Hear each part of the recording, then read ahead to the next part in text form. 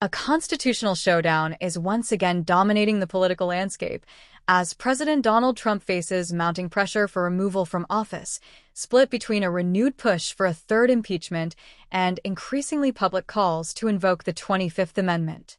The current crisis has been fueled by growing scrutiny over the president's public conduct, with critics, including some high-profile Democrats, citing recent erratic statements and a perceived decline in competence as evidence of an inability to discharge the duties of his office.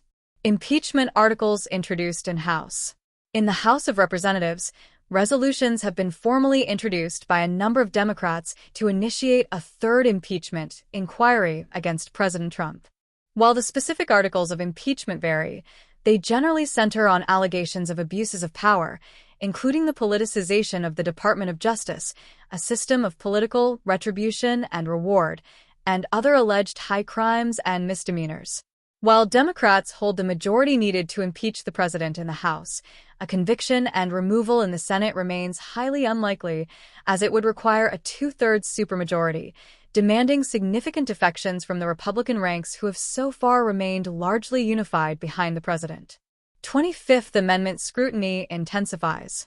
Parallel to the impeachment efforts, the debate over invoking Section 4 of the 25th Amendment, which allows for the transfer of power if the president is deemed unable to discharge the powers and duties of his office, has intensified.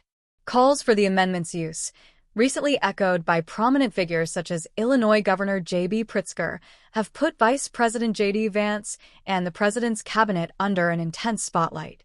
For the 25th Amendment to be initially invoked, the vice president and a majority of the cabinet would have to agree and declare to Congress that the president is unfit.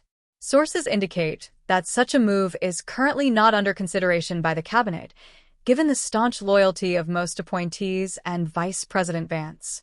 Experts note that even if invoked, the president could immediately challenge the declaration, thrusting the decision into the hands of Congress, where a two-thirds vote of both the House and the Senate would be required to permanently remove him, an even higher bar than the impeachment process.